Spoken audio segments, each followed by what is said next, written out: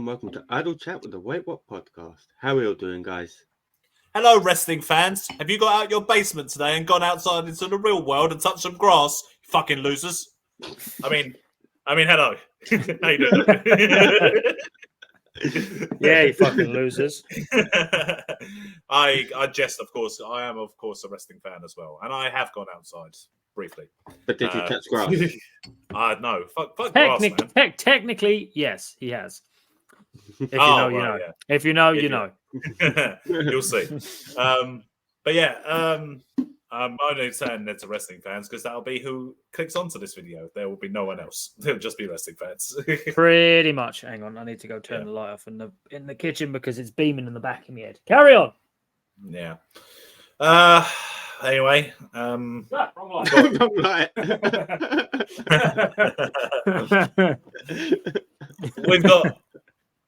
we've got a lot to get through. I am the bottom this week, so whoa, pause. Pause, I don't mind. indeed, sir. I don't mind being a bottom in Idle Chat. It's fine.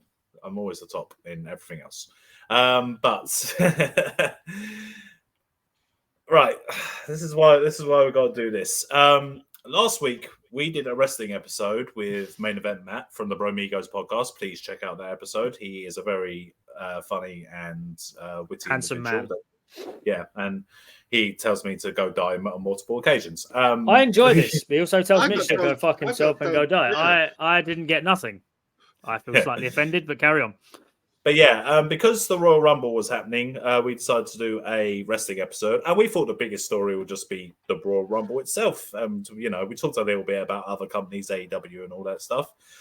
What proceeded to happen on that week, as well as on the Rumble and after the Rumble, was a massive amount of just like all the wrestling news. It has probably been one of the biggest fucking most like noteworthy weeks. No, it in has. No, wrestling not history. probably. It has. There's no probably yeah. about it. This is the most fucked up wrestling related news I've ever seen.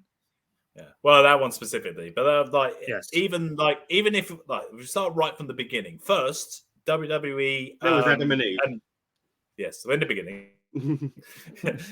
First, there was WWE announcing they had a Netflix deal, where Raw was going over to Netflix, and they were going to be paid some ridiculous $500 million a year in a 10-year contract. Yeah, $5 billion deal. Yeah, massive. Yeah. 10-year contract, $500 million a year. They could break it after 5, but that's still $2.5 billion. That's way more. Like we thought the Fox deal worth $200 million was massive. They got a fucking Netflix deal, which is over double that. So that was crazy. And then we found out that The Rock was going to be on the board of directors for TKO on the WWE side. And he got the licenses back as well. He is now The Rock legally. Exactly.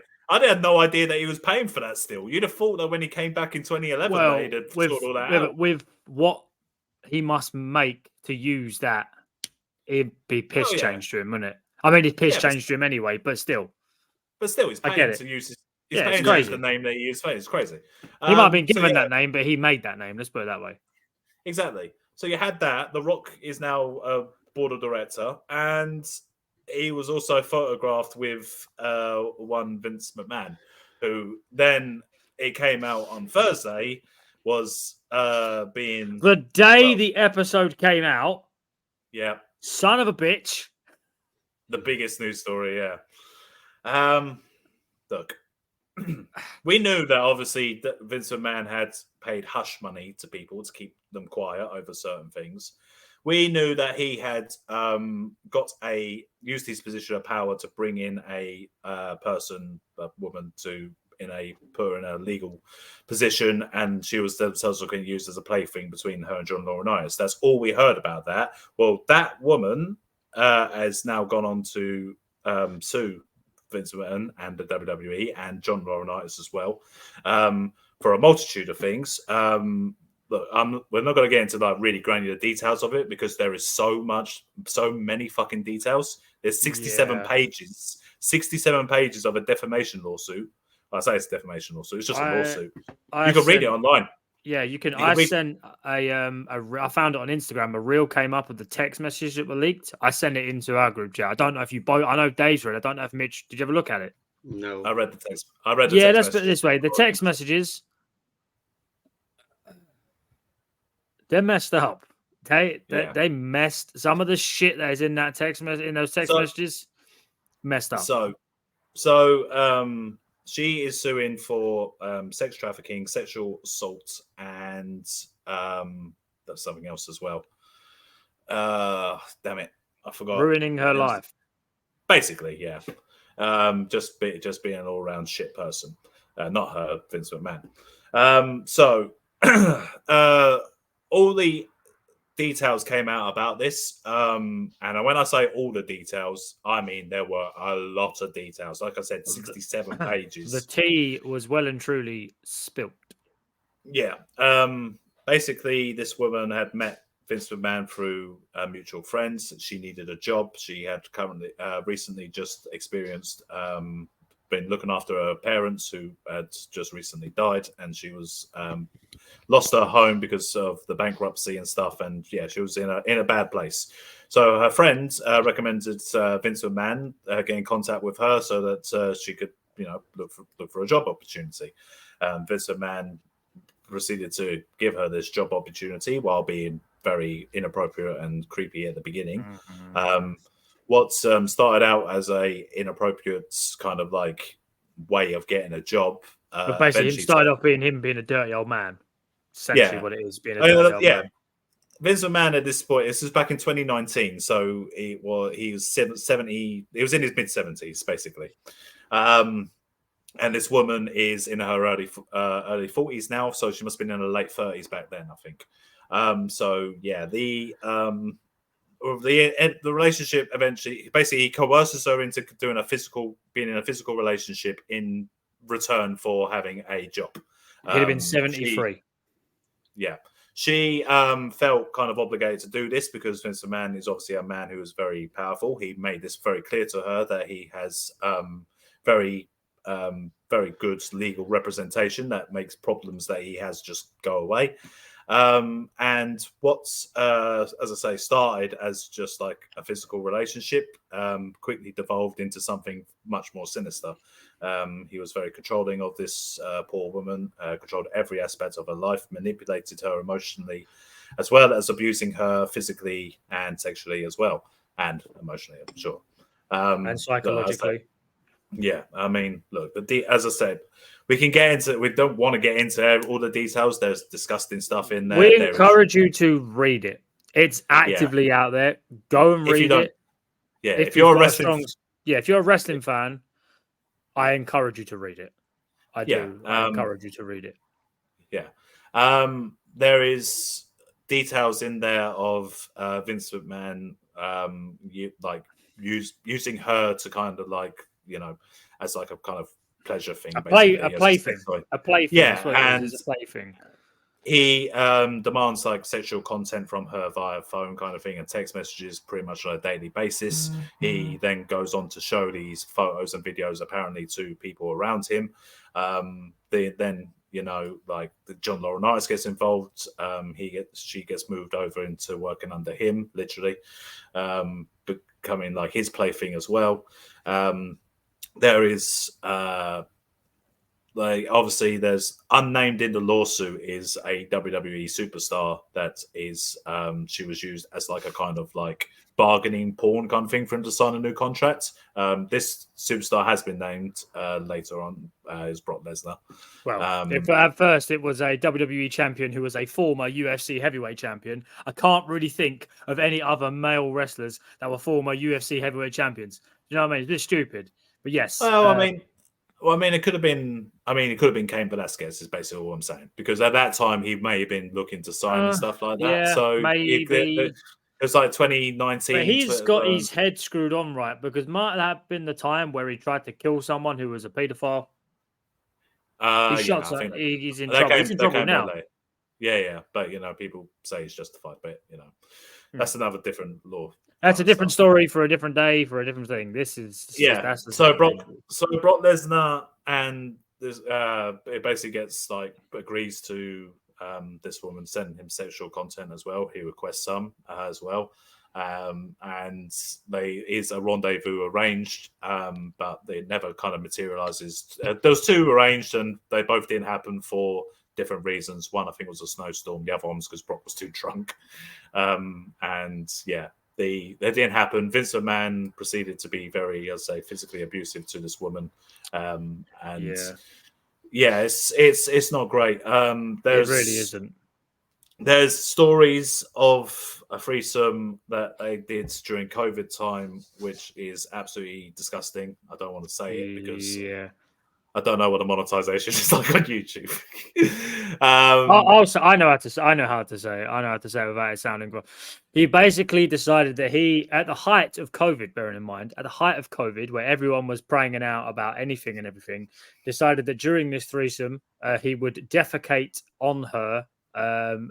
Decide he is then going to go and shower while she continues to entertain the third party while she has the fecal matter dripping from her head down her back. One, if you're that third party, there's a multitude of reasons why you're a scumbag. That one is quite high up the list. Not as high as the fact you're there, but it's quite high. We know that third party is not John Laurinaitis because he was named in the suit, so he would have been named there. But I have a theory who it might be. I read in the suit that it's not someone in WWE. It's like a physical. It's like a physical therapist. I thought it might have been Pritchard. No, shit. Just kick me down. I mean, look, I don't know if Bruce Pritchard's completely innocent in all this, but like, hey, I'm I'm assuming. At the very least, he would have known about it and would have like done nothing to help this poor woman. So that's still like as guilty. So yeah. That's guilty by is it guilty by proxy? Yeah, but we'll get there. We'll get there. But basically, yeah, there was that instance. There was an instance of Vince McMahon naming sex toys that he has after WWE superstars based on their race, which is. If you know anything about Vince McMahon, you know that is probably something he would definitely do. Is all I'm saying. Yeah, It's not only degrading; it's racist. It's just and yeah, there's stories of him being overly violent, causing this woman terrible pain, and basically in 2022, early 2022, when Vince tells this woman that his wife has found out about this. And he's worried about a divorce and her taking like things away from him. So she is coerced into signing an NDA so that she would not say anything about their relationship or anything against Vince McMahon publicly. In exchange for like $3 million as a payment to be paid to her in regular installments. The first $1 million was paid. No subsequent money was paid to this woman because Vince claims that she spoke to someone in the press. Look, at the time of Vince McMahon getting in trouble, the very first time when he pretty much announced his retirement, and then that was it. Well, first he was just like going on like nothing had happened. He was appearing on WWE TV. Remember that? Fucking crazy. Mm-hmm. Then he resigned briefly, and WWE were conducting a internal investigation. In this lawsuit, it pretty much says this investigation was bullshit because she was never contacted about anything, which, you know, you would do. It was more a case of them trying to work out how they misappropriated funds rather than looking into Vince McMahon personally about his abuse of women and such. Yeah, not what the fuck has Vince been doing? Hey, where's that money gone? Yeah, so Vince comes back into WWE and basically was there to facilitate a sale to TKO, which they now created, Ari Emanuel and all that. And he was still placed on the WWE board of directors. I don't like now that this has happened. I've noticed that one, Jerry McDivers, his lawyer, has retired. Two, Kevin Dunn decided that he didn't want to work for WWE anymore. And then this happened. So this obviously was something that they knew. Like The Rock coming in to be board of directors in TKO, that's definitely related. Oh, it's definitely related. Of course, it is. What he gets unveiled as the new CEO or one of the board of directors, whatever he is, and he also gets given the rights to The Rock. Do you know how much they're worth? Yeah. So Yeah. And then the next day, that dirty old bastard Vinnie Mac gets hit with this lawsuit. Are you surprised? No. Is it all connected? Of course it fucking is. Yeah. And look, like, I'm like, back in the 90s, a lot of people made jokes about Monica Lewinsky and stuff, about everything that went on with her and Bill Clinton. That was wrong. Back then it was wrong, and we know now, obviously, it was wrong. This woman has gone through a lot, and I feel bad that I know there are arseholes out there, like, giving her shit, literally, for this. How you can give her shit for this, I have no idea. I know. Well, she is the victim. I've seen people say she's playing victim. Yes, because she is. What has she done wrong? And I would encourage you to read those 67 pages if you think she's lying or anything like that, because they are damning. There is damning evidence, and there is pictures in there as well of the text messages and stuff. Look, what then happened, but subsequent to this, was Royal Rumble happening. We'll get to what actually happened in the wrestling stuff. But yeah, we're still going to talk about wrestling, by the way. The worst thing is that Rumble that followed was fucking really good. It was a really good Rumble. We'll get there. But we're going to say we'll get there. After the Rumble, it would come out. Well, actually, no, just before the Rumble kind of thing, Vince McMahon resigns. He's gone from WWE like properly. Slim Jim pulled their sponsorship just before Royal Rumble, but brought it back in just before, because you could see it's like half an hour before they decided they were going to do it again. Because Vince McMahon had agreed to resign. And for the first time in over 50 years, there was a WWE event with no McMahon involved, because everyone was there. Triple H was in charge, and he's married into the family. Look, the allegations against Vince McMahon, I obviously believe are true. I believe this woman wholeheartedly. Yeah. It's been, if like, before the allegations and everything came out last year, like, it's sort of the hush money kind of thing, and you just kind of went, okay, the guy is. He's done something. He's done something. Well, like, no, you don't. Well, pay, no, because all you've done nothing wrong. That's what I see. That's the way I see it.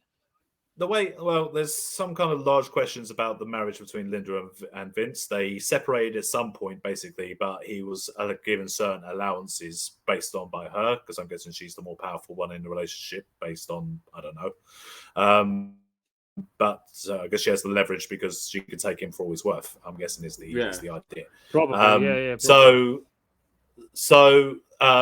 She, we don't know the details of that. And when it all came out, it was basically just like, okay, so the guy, we know he's a dirty old man. He's been paying women just to keep quiet about stuff. And, the worst he's done is cheated on his wife.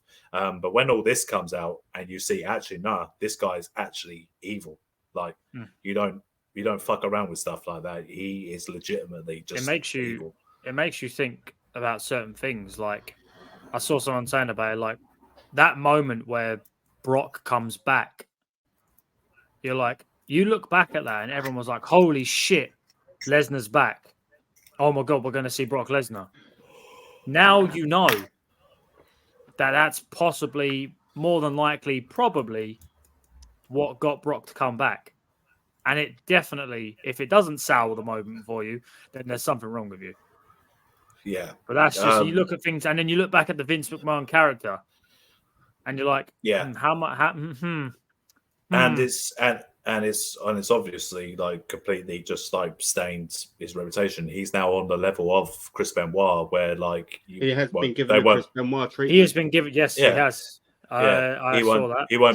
He won't be mentioned. He won't be put in the Hall of Fame. He won't be like glorified in any way, pretty much now. And that's the thing. Like, all three of us became wrestling fans at one point in our lives because of Vince McMahon. At the end of the day, he is the reason why Vince McMahon and Stone Cold Steve Austin was what brought me in. Yeah, fully brought me in. Yeah, but even with how big WWE is, kind of thing, like, he's the reason why they are so successful. And look, he had allegations in the past. There was obviously the 80s Rita Chatterton limo kind of incident, which people had heard, and like, they'd settled, but no one kind of like, I don't know. It's kind of, I don't want to say no one believed her because that's not true, but like it was. Well, back then, no it one was would have seen- believed her, but because she was after his money. It was seen as like an isolated incident. There was no kind of history of him doing anything kind of or like precedent or like anything they'd done like after this. And then in the mid 2000s there was something, and then in early 2010s there was something with him like exposing himself or coming on and groping a woman or whatever it might be. And you just go, oh, it's from a different time, whatever. He's an old man. But then you see shit like this, and you hear about the other hush money people because you know there's more victims. And there's going to be more that comes out in the woodwork about this. The man has been so powerful for so long that he kind of just sells everything that he's ever done. Looking back on like some of the good work that he's done as a heel, like as a wrestling performer, is obviously like going to be hard now. In the same way, it's still hard to watch Chris Benoit.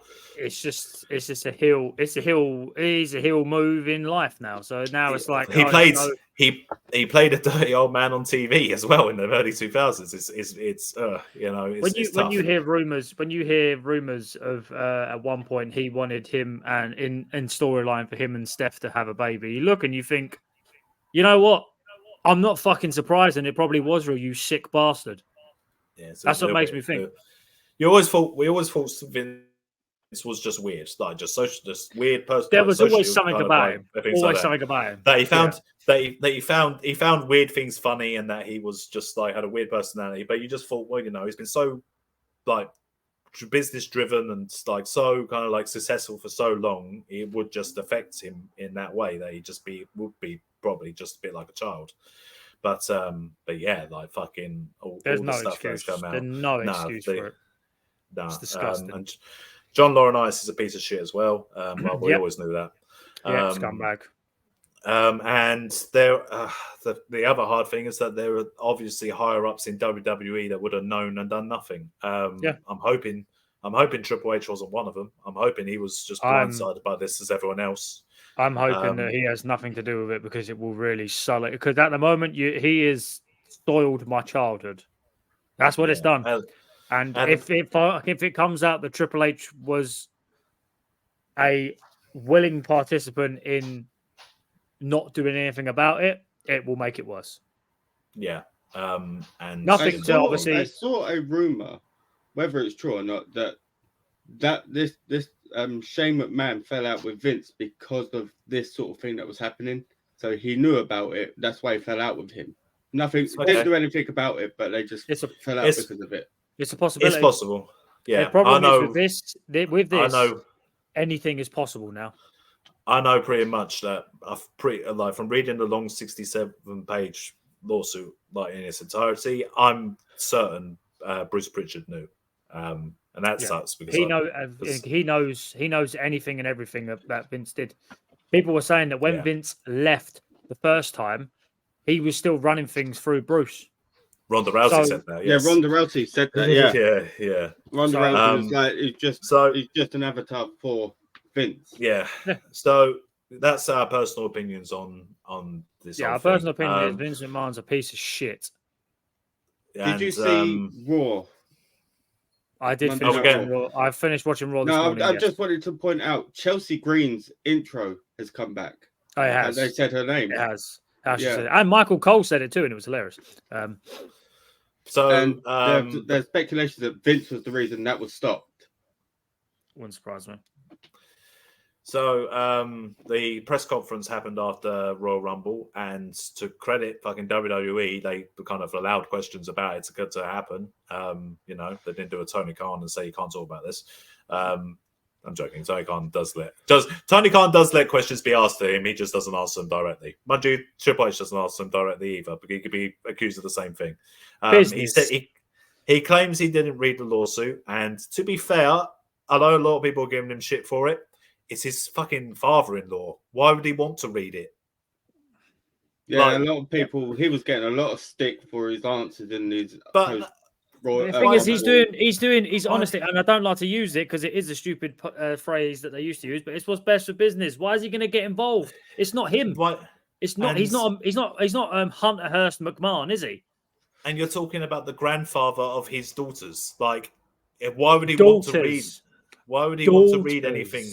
Why would he want to read anything about that? You know, he doesn't want his opinion of this man studied in any way. It's probably A only got to man try that and he's keep worked this with for a away. number of years. Yeah, he's got to keep this away from his daughters because I'm pretty sure they're pretty old enough. Yeah, he's got the Shane's son is in college and shit like that. So like, There you it's go. crazy. And Brock Lesnar's daughter's in college as well, and she's probably getting stuff like that. But anyway, mind you, I wouldn't give her shit. Fucking give her shit. Brock will turn up to your place and just with an axe, and you'll be fucked, mate. I don't think you'd need to because I'm pretty sure that Brock's daughter holds a record for like shot put. She'll kick your ass herself. True, that's a good point. Yeah, Brock won't turn up. She'll just be like, "You want some?" Yeah. So Johnny Ace is out. Vince McMahon's out. The question over Brock Lesnar being out is there. He was supposed to be in the Royal Rumble, reportedly, but that spot was given to someone else, which we'll talk about later. And he, like always creative at the WrestleMania seems to be like finished. Do you ever see a point, Liam, where Brock Lesnar possibly could come back? That's hard because Lesnar is a draw. He's a draw. He is got a star name, definitely. But the problem is even if they come out and say, "Oh no, it wasn't Brock," in the court of public opinion, you're fucked. He's fucked. I don't see Brock Lesnar wrestling for WWE again. I would say that if like nothing else comes out about Brock Lesnar with this lawsuit, like it doesn't because at the moment there was supposed to be 2 rendezvous. He obviously wanted to do something, but he didn't. The only thing or couldn't. So the only thing he's guilty of is just, again, like I said, cheating on his wife, and taking advantage of this woman that Vince played as a plaything. I mean, that's pretty shitty to do, but I've seen people come back from worse. Like, I think that he could come back. I mean, I suppose Hogan came back from worse. But it may be... he didn't actually do anything. But it depends on depends on what it comes out when they further investigate it, really. Indeed, yeah. If more shit comes out about Vince and Brock's name gets dragged more and more into the mud, then yeah, it's probably not going to be much to do. To be fair, though, Brock Lesnar, I don't think gives a shit, to be honest, because he already lives a life where he's just completely fine on his farm doing fuck all. He's probably earned enough. He's probably earned enough money that he ain't got to worry about lifting a finger ever again. So it's I mean, like you could have said, he could go back to UFC. He can't because it's part of the same company now. The UFC, So UFC won't touch him at all, and he can't go to Bellator because Bellator want to maintain a relationship with UFC. So Bellator won't have him. So yeah, but it doesn't look good for Brock Lesnar, but it doesn't really matter because Brock Lesnar is Brock. No. But yeah, obviously, like if you know, obviously, like if you are, what they normally say about things like this, we dealt with some heavy issues. And if you know anyone or if you are yourself suffering from abuse or anything, please seek help. There are people that want to help you. So tell someone and do what's best for you at the end of the day. So from there, let's go talk about city wrestling. Let's talk about grown men and women play fighting. Yeah. Yes. Because like you said earlier, the thing that sucks about this is that the Royal Rumble was a really good show. The Royal Rumble is normally a good show anyway, but it actually had good matches on it for a change. And for a change, there was no legend women in it. Yeah, true. Yeah, no legend men either. Yeah. I will say this now: the women's Rumble was better than the men's. I never thought I'd say it. I don't know because of what happened to number 22. No, both. No, that was great. I thought they were both pretty good. But I think I preferred the women's Rumble, and I am surprised. I'll be honest, I am surprised. No. I'm just going to get out the info for the show, but they started out with the Women's Royal Rumble. Notable returns were straight away. Number 2. Yeah, Natalia came out number 1. And then number 2 was Naomi from... just want to... I just want to throw it out there. I was watching Raw today, and Alice turned around and when Natalia was wrestling, she turned around and went, "I fucking hate her. She's too old to be doing this. Look at the state of it." Word for word. Damn. Word for word. And then I told her she does weird things with her sister, and she was like, "Yeah, she looks like the type." So that's her. So that's her assumption of Natalia. Fair enough. So that should be an episode. We show our partners these wrestlers, and they tell us what they think of them. Yeah. Just a picture. We come up with that idea first. No one else can do it. Yeah. So I'm not going to go through. Show Alice. I'm not going to go through every entrant, but I'm just going to point out the notable entrants. Bailey came in at number 3. And would go on to win the thing after an hour and 3 minutes. I called that. Just saying. No spoilers. And then Jordan Grace came out at number 5. TNA Knockouts champion or women's champion, whatever it's called now. That's a surprise. Yeah, they must have a really good. They must have a really good relationship with TNA now. Apparently so. Apparently they reached out and they were more than accommodating. I'm guessing that they're taking Trinity Naomi back, so feature their big champion on their Royal Rumble match because she had a good showing, 19 minutes and 10 seconds. She was eliminated by a strong female wrestler, Bianca Belair. She also eliminated Nia Jax on her own. Yep, that's good. Yep. No, she didn't. No, that was someone else. That was someone else. We'll get there. Yeah. No, We'll get there. I mean, she nearly eliminated her on her own. Asuka came in 7. Then Bianca Belair came in 10. Kairi Sane came in 11. Did you notice the story they're building with Bailey when Kabuki Warriors came out? In the Rumble. Yeah. They got eliminated. They got eliminated fairly quickly. I would say call me Vince McMahon for making the show, but don't call me Vince McMahon. Call me Triple H. Call me Triple H. Just call him Liam. Just call me that. That do. Chelsea Green and Piper Niven came out 14 and 15. They had nice little comedy spots in there, especially pure comedy. Chelsea Green gets squashed multiple times. That was pretty good.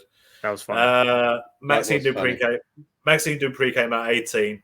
She didn't do anything notable. I just wanted to say it. Yeah, you just wanted to mention that she came out.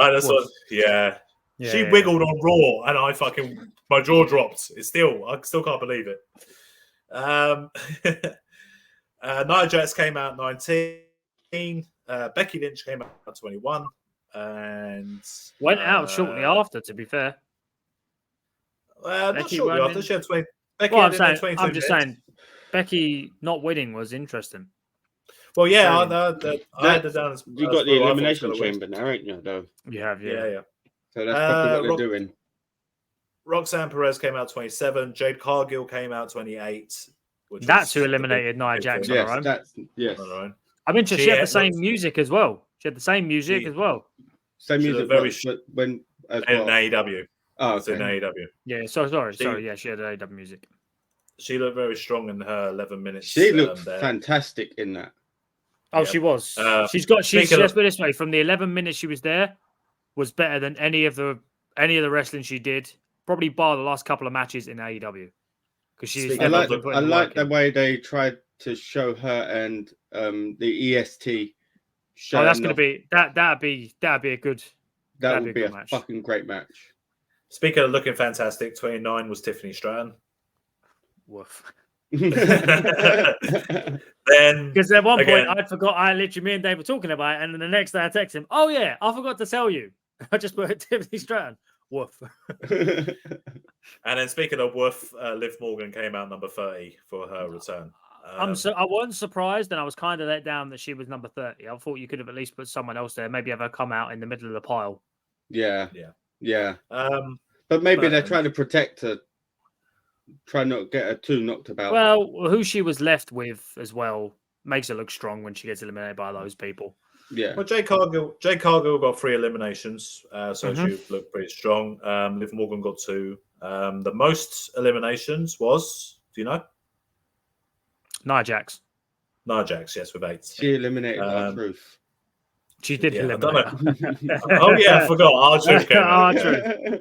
Absolutely fantastic. R-Truth, you are a treasure, not a national treasure. You are a global treasure.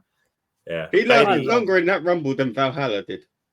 Bailey got 7. Bailey got 7 eliminations in the Rumble. I'd just like to say that the first time when we called out our nominations, I chose Bailey, and I was correct. Yep, and the finish was pretty good as well. I liked it didn't last too long with the 2. They kind of kept it to the 3 so that basically Jade and Liv were distracted by each other, and Bailey was able to get the win at the end. Impressive that she managed to hit the Oblivion on the apron. Not a lot of room to move and do that sort of move when you bounce off the ropes and do a flatliner. Indeed, impressive. Yeah. Becky Lynch's elimination was pretty good as well.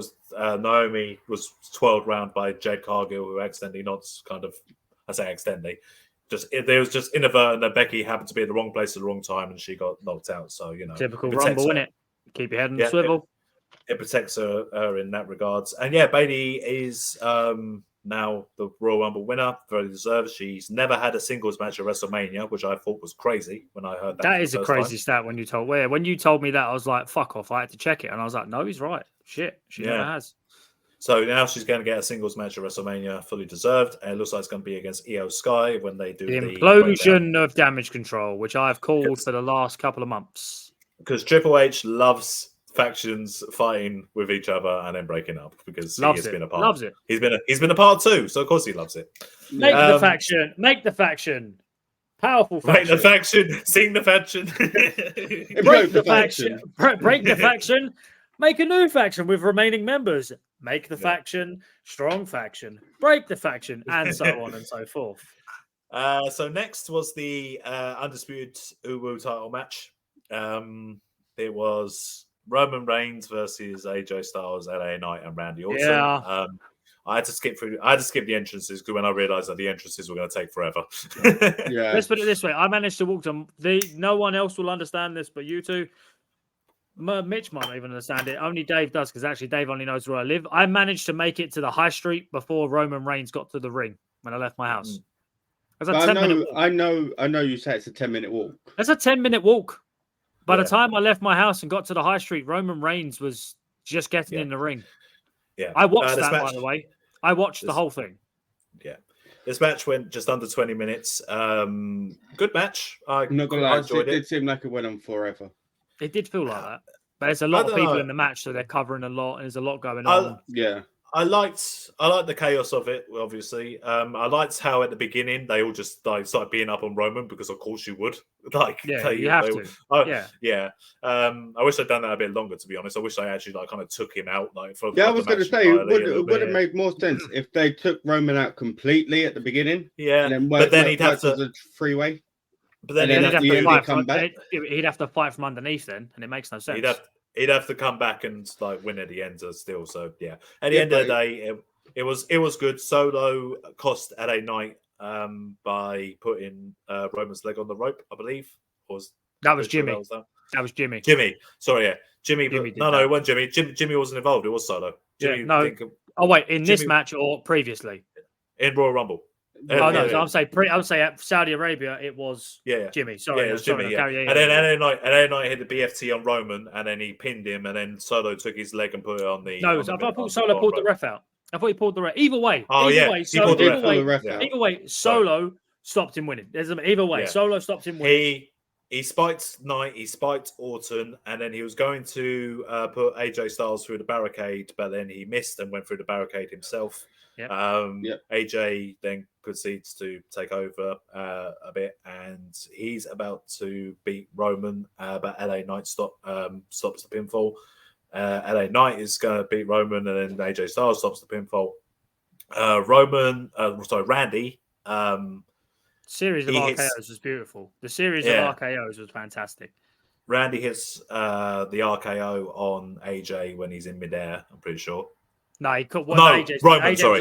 AJ's was on the top rope. He caught him and then jumped. Roman went for the spear. That looked flawless. Of course it does, but it was flawless. He was literally when you see when they do an RK off the top rope, the person just jumps forward as if they're going to do a splash when they never do. But this time, like he did the spear as how he normally would, and Randy just caught him midair. It looked fantastic. Yeah.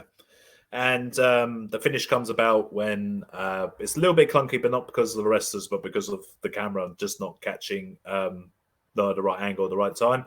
Orton's taken out of the match momentarily. Roman and LA Knight are going at it. LA Knight runs to the ropes just as Styles is about to springboard on the ropes, which causes Styles to fall. That was a nasty bump as well. Yeah, and then Roman proceeds to take out Knight, take out Styles, and then win with the pin.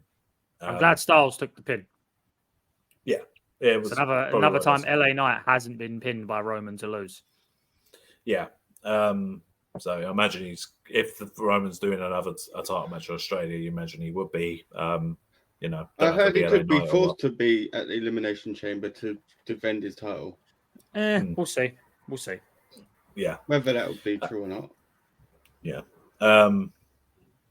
So then the next match was Logan Paul versus Kevin Owens for the US title. Singles match. That was the best singles match of the night. That was. It was the only singles match. That was a very good creative finish, though. It was a very good creative finish. Forget the finish. It was a great match. The match was amazing. He is ridiculously good. I was saying to Liam while this match was going on, what I really love about Logan Paul is how believably he sells, like how he's not supposed to be there, how he's not really a wrestler, how he's selling in such a way like he's a sympathetic babyface basically, but he's selling in the way that he makes it like, what the hell am I doing here? And then he comes back with targeted offense, which is very kind of smart. They already built up all the hand stuff on the previous SmackDown. So then he just would continue to target the hands, do lots of hand-based offense, whilst also showing off some of his athletic power moves that he's able to do. The buckshot. I heard that Logan Paul's being offered a new contract now, and he's going to be a full-time superstar now. Wouldn't surprise me. It wouldn't surprise me. He would only be a full-time superstar if that's what he wants. Yeah. Because he doesn't have to do it. Obviously, he could just come in for the main shows like this. He can do his podcast on the road if he wanted to. Yeah. But so Owens was great, obviously. Owens was really good, and they did well to keep him strong in the match. The finish comes about when one of Logan Paul's lackeys comes into the ringside area, distracts momentarily. Grayson and Waller and Theory come out to kind of like try. Basically, what they're doing is getting whatever the guy's got on him, which turns out to be brass knuckles. Gives it to Logan. Logan's about to hit Kevin Owens, but Owens stops him, takes the knuckles, hits Logan Paul with the knuckles. It's about to pin him, and then the referee, for the first time in wrestling history, the referee has not got tunnel vision. They can actually see something. I've seen referees count like pinfalls, like on whatever thing that they were supposed to see, like steel chairs or whatever kind of thing. What about when they used to count pinfalls when Tajira used to use the mist? Their face is green and his mouth is green, and they still count. That's a good point. It's there. At least when Asuka started using it, she'd cover their face. Yeah, that made sense. But so ref DQs Owens. Logan Paul is still your US champion. Owens doesn't attacks Logan Paul afterwards, puts him through a table, doesn't touch the US title afterwards, which kind of tells you that he's moved on from it. He's done with it. Did you see his interview that they do the backstage interview afterwards, Logan Paul? No. He was asked, all these new superstars are going to be after your US title, and he couldn't put two words together. It's all about Logan Paul. Yeah. Selling it like he's had his he's selling like he's had his cock cleaned. Yeah. He's great. He's cleaned. Yeah, he's cock cleaned. Yeah. I know what I said. Okay. No, I know what I said. If you want to think about cleaning his cock, then by all means, you carry on. He's a very rich man. I'm pretty sure he can pay you. He's got something. Yeah, I don't know why it was with the cough sweets as well. There was a lot of cough sweets around the area. It seemed like Logan Paul, while he was on the table, was undoing like some of the sweets to have one. Kevin took one. Yeah. Oh, we want to point out that Pat McAfee was on commentary, and it was absolutely fucking fantastic, as per usual. Sort of point that out too. Well, yeah. Pat is great on commentary. Right. But you know what he's not great at? Well, yeah, we go. He's not great. The men's rumble. The men's rumble started out great. We had Uso versus Uso right at the beginning. Very good. Can I just point out Jimmy and Naomi come out at the same time, same position? They did. They Yes, did. that's a good point. I did notice that. Jimmy's the yeet and no yeet thing. Like Jimmy is pure comedy. Jimmy's fucking hilarious. I'm sorry. Jay's funny, but Jimmy, since he's gone back after they sort of like left the bloodline, Jimmy has been fantastic. It was pretty funny how Jimmy Uso throughout the match was trying to like form alliances all the time with people. That was pretty good. Acknowledge. No yeet. Yeah. Grayson Waller was good. He came out free. I acknowledge. I acknowledge. At first, he was cussing like the Usos and everything, and then like Jey Uso attacked him. So he came in, he was just like, no yeet. Yeah, I acknowledge. Let's do this. Number 4 was Andrade coming back from AEW. It's not really a surprise, to be honest. We kind of knew it was coming. Yeah. Looked fantastic, by the way. Went for 20 minutes, didn't have any eliminations. I thought he put part of Grayson Waller's jaw in the top row when he hit him with that, that fake boot elbow he does. Yeah. That looked like he put part of his jaw in the top row. It looked like that his foot was too close before he spun around. Oh, he looked like he was dead. I know he was supposed to, but I was like, ooh. It did look. It looked horrible. It looked good. It looked good. Looked stiff. Carmelo Hayes came out at number 5. I think he had a good showing. He had a good showing. Carmelo Hayes. He eliminated Grayson Waller, so he got an elimination in. So that was good for him. Shinsuke Nakamura came out at 6. I only want to note that because Pat McAfee was trying to dance around there. They were just like, no, he's changed since you come back. Pat. Yeah, he's changed. Another notable one was Santos Escobar coming out at number 7. He got eliminated by Carlito, which is Carlito did the apple spit. He did do the apple spit. He did the spot. I was confused at first about why they let Carlito and eliminate Santos, but then I thought to myself, when they have a match, Santos will win. So it doesn't matter if he got. Are you thinking Elimination Chamber or Mania? SmackDown. Let's be honest, SmackDown. Karrion Kross came out at 9. That's only 8. Sorry, because that's only noticeable. Came out later. Dirty Dominic came out 9.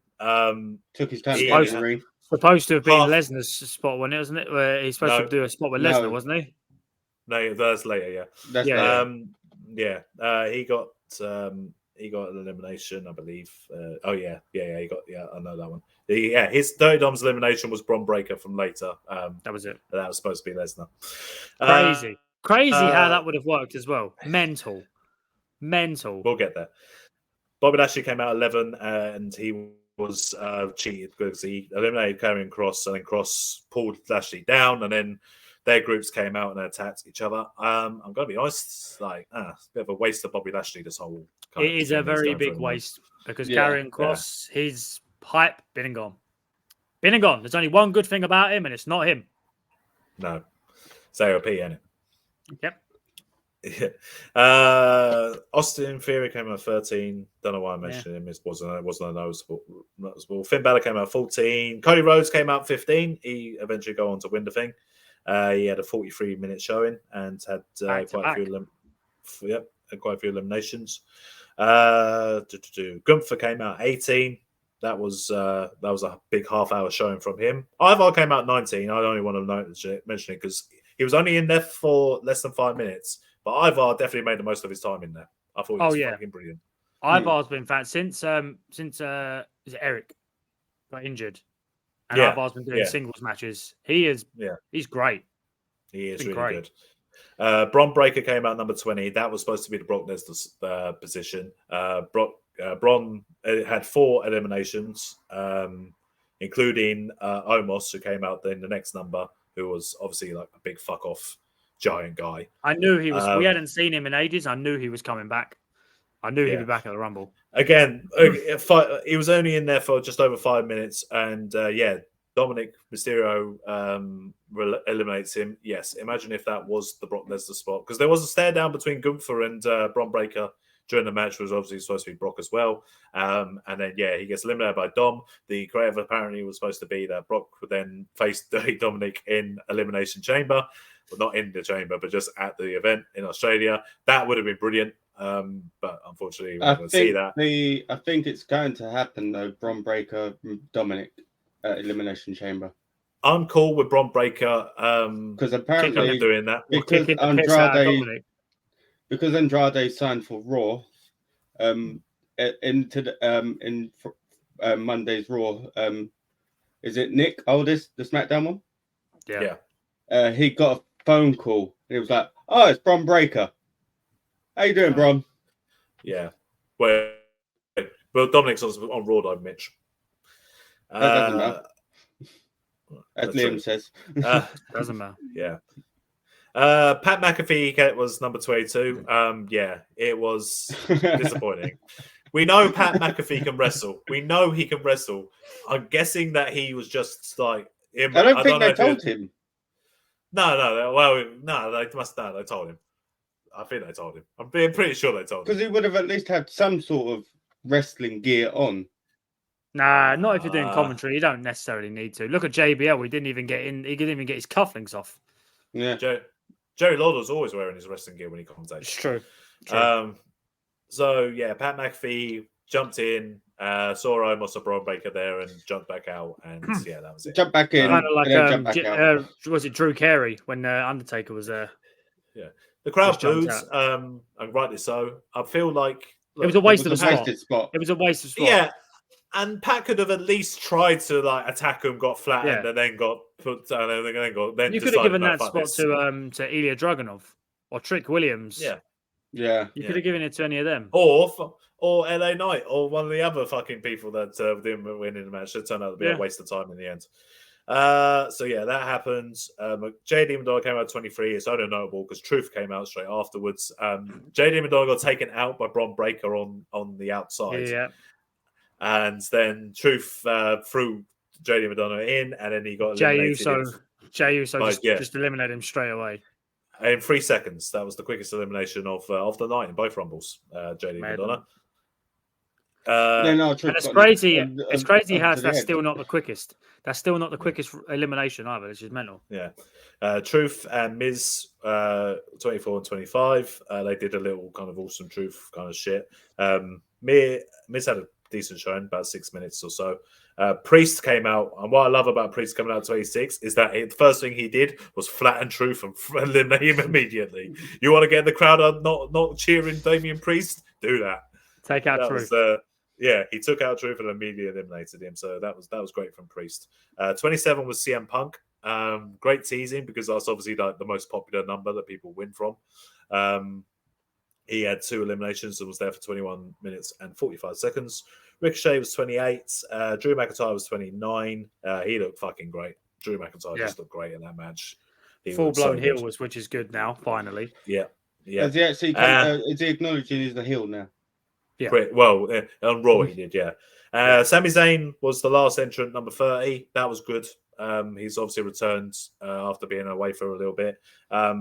I feel like he was strong, obviously. He eliminated Damian Priest, which is a pretty big name for him to do. Hopefully they're going to look in, like now, where there's a lot of question up in the air about the Raw title scene, we can look for some of these alternatives to be in a high-profile position. Because, it came down to the final 4, which was Cody, Drew, Punk, and Gunther. As you'd expect, Gunther and Drew are just kicking their asses, just absolutely having a chop fest at one point. They're basically just comparing how hard they can hit each man. Just running it back to WrestleMania, wasn't it? When they had the triple threat. Yeah, exactly. Drew basically looks like he's going to eliminate CM Punk, and he doesn't. Punk switches it on him and eliminates McIntyre at the last moment, completely shocking him. Gunther, again, also looks like he's about to eliminate Cody Rhodes. Cody switches it on him in the same way he did in the previous year's Rumble. And it came down to Punk and Rhodes. They went back and forth for a little bit. At one point, I realized Punk hasn't hit a GTS yet, at any point in this match. It came right at the end when you thought it was going to be him. I'm not going to lose to Dusty's kid. I'm not going to lose to Dusty's kid. That's what Punk said, yes. And then it comes down to them both on the apron, and Rhodes gets the win. Finish the story. I knew that he was going to win as soon as I was watching the and by your numbers graphic, and they were making a big point about Cody could possibly do back-to-back Rumbles for the first time in 26 years. That's why I wasn't surprised that they when Jordan Grace turned up, I wasn't as surprised because they mentioned TNA by name, and I was like, why? You never mentioned it by name. The last time you did that, Mickie James turned up. So I was like, maybe they were going to mention it because of Naomi, but so Cody and Bayley do the classic, point at the sign, and all the tie goes off. Cody makes his intentions clear because Rollins and Reigns are both watching the Rumble match. He points at Reigns, says he wants him, and that's where Rumble goes off the air. Fast forward to Raw the next day, and we find out that CM Punk is injured. I say next day, 2 days. Then gets jumped by McIntyre. It gets saved by Zayn. It sucks that Punk is injured if it is a real injury because Liam believes it's a work. I think it may be a work. Okay, but the question is CM Punk getting a little bit too old? Can his body do it? Because he keeps getting injured. It's a triceps again. I imagine it's like the same kind of injury. So get a new one. Try stem cells. Yeah. God. Last time he was out from September till June. I don't think he'll be out that long because there was a lot of mitigating circumstances for why he couldn't come back earlier in. All out. Yeah. So I'm guessing around if it's 4 months, then it will be May. So just after Mania. It's gonna be May. Was that Backlash? Or if it's 6 months, then it will be just before SummerSlam. I imagine that's probably going to be the. I imagine it'll be SummerSlam. It'll be SummerSlam. I can see them starting to promote a new Summer of Punk. If they're smart, they would still utilize Punk now because when he was injured while he was an active superstar, it was some of his best shit on commentary and shit. That was great. Punk on commentary is great. Punk on commentary. Great. Punk as an authority figure. Make him the GM of Raw. Fuck it. Why not? See, that'd be good. Yeah. That would be good. Have him Punk as someone's manager. Yeah, have him around, or at the very least, use him in NXT because he clearly loves working with young. Yeah, do you know what? Go and stick him on the commentary with Booker T on NXT. That'd be funny. Booker T. That'd be funny. That is good. And that was obviously a Raw. Rollins has come out and said that Cody should think about challenging him instead. Very good promo. Very good. He did a very good job of selling you on a match that you that would disappoint loads of people, and also for a title that has literally no prestige. Do you want Hogan's title or do you want Dusty's title? Yeah. The way I see it is that no, Cody should challenge Roman. Because Roman needs to be dethroned. And that Rollins should drop the title to Priest and rehab his injury properly, heal properly, because the match that everyone wants to see is now not there. I mean, it's WrestleMania 40, and you probably want to go in defending the title, but your health comes first, man. Look after win it back if you have to. Yeah, look, heal your knee properly, and let the opportunity go to Priest, McIntyre, Zayn. People would love to see Zayn in a title match on a main event. You kidding me? How over that guy was last year. Look how over he was when he wrestled Roman in Canada for the title. Yeah, it's crazy. So in Philadelphia, they'd fucking love to see Sami Zayn in a title match. So of course. Put it on Priest or I'd put it on McIntyre personally. I'd have Priest win it and then he'd drop it to McIntyre because they've already built up on Raw the fact that Zayn has never beaten McIntyre in a singles match. So if McIntyre is the champion and Zayn's going after the belt, they can build that more. That Zayn can't beat this guy. You've never beat me and you're never going to beat me. Yeah. Yeah, that's the story going in. That's what I would do. Then do you pull the trigger? Then do you pull the trigger and put the title on? But of course, But of course, if The Rock is coming back, then maybe you do Rock versus Reigns, and then you do Cody versus Seth. Maybe. I don't know. Yeah.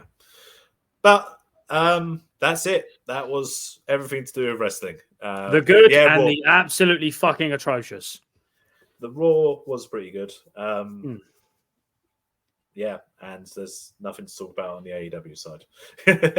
No, not yet. Not really. Not much. Revolution's coming up, so we will continue to talk about wrestling as and when it becomes relevant. And yeah, that's about it. When we feel like it. Pretty much. Yeah. Check out our wrestling episodes. We did the best wrestling video game. That was with Matt from Bromigos as well. That's on YouTube. It actually is. Yeah. So, go back and see that video. But that was wrestling. Fuck Vince McMahon, but Royal Rumble was good. Hoping Triple H ain't involved. Yeah. He hasn't read anything. We know that much. Indeed. Thank you for listening, guys. You can find all previous Idle Chats on all podcasting platforms. You can find all our main episodes there too. Thank you and peace.